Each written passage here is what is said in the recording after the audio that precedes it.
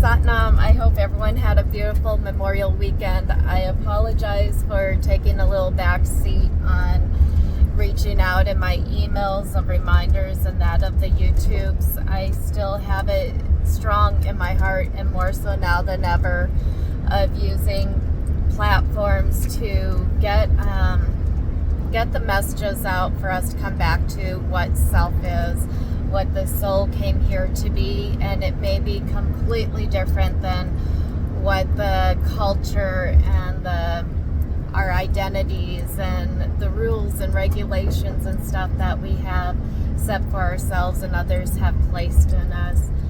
One of the first things I do in my energy work with clients, whether it's spirit light, timescape, people can also just receive an energy clearing, but it is that of breaking away all that heavy energy that has encased us into the space of what we think we are, what we identify with.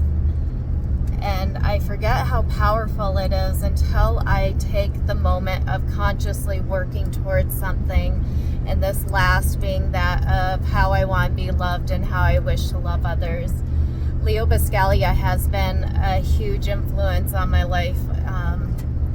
And I'll send a link to one of his stuff of, if we all just came more in that loving space, what would our life look like and how many people we would have packed around us. So in this year of taking that time to do the self-care, and again at Taspen we are still doing this every month, I just haven't been sharing as much about it, of doing work on myself, getting that hot springs trip, weeding out certain people in my life, unfortunately not in a hurtful space, but in a this doesn't feel good, it doesn't feel right, it feels depleting, it's not being truthful, because in it I'm not being truthful in those spaces and those engagements of not speaking from my heart to not create controversy or whatever. So as I've been weeding through those old patterns, I've had new people, including Bennett, that you guys know with the salsa dancing, and now my boyfriend that was my neighbor Mark that came into my life a couple months ago, and he fell out of the friend zone 3 weeks ago, so very new.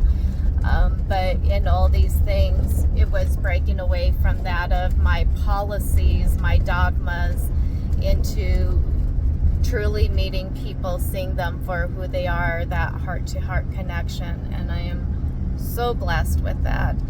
And it can happen so quick when we let go of those old patterns that we've had, those old patterns of keeping us safe or anything else.